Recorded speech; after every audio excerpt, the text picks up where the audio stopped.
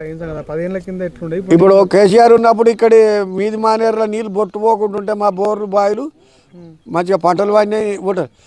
ఆయన గెలిచినట్టే తీసేస్తే అన్ని ఎండిపోయినాయి మా పొలాలు వేసాక అప్పుడు నీరుడు మొత్తుకున్నారు. ఈడ కాదు కొండగట్టు దాకా మొత్తుకున్నారు. అక్కడికి నేను పంచాయతీకి పోతే అక్కడ ఎంత పని చేసుకుంటాం 10 కిలోల ఓటేసి నీళ్లు మీది మానేరు తెంపిండంటే కొండగట్టు దాకా దెబ్బతిన్నాయి. ఇక్కడ అక్కడ దాకా బావిలు బోర్లు అది మంచిగా చేస్తే ఆయన గెలువని ఉండనే మంచిగా చేయి అంతే. నిన్ను చేయంగా అదంటలేరు కానీ 4-5 అన్నయ్య అమలు చేస్తే 4-5 ఇచ్చిపెడితే ఇప్పుడు అప్పులు మాపాడి సగం మందికి చేస్తే సగం మందికి చేయకపోతుంది. ఒక్కటి ఆయన ఉన్నప్పుడు ఒక్కదాని మీద సత్యవాణి ఉన్నది, ఒక్కదాని మీద సత్యమ్మ అని ఉన్నది.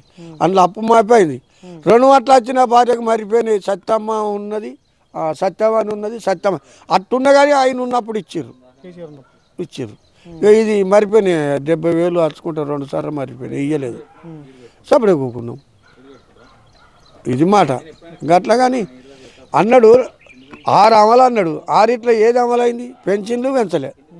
అదేదో లగ్గాలు అప్పుడు కూడా ఇస్తానే అవి లేవు. ఇంకోటి అప్పులు అందరికి మాపి అన్నాడు. చిన్న పెద్దకు అందరికి మాపి చేసిండు. రాజశేఖర్ రెడ్డి చేసిండు, ఈయన కేసీఆర్ చేసిండు. నువ్వు సగం మందికి మాపి చేస్తే సగం మందికి ఈయన పోతుంది. అట్లే ఉన్నది.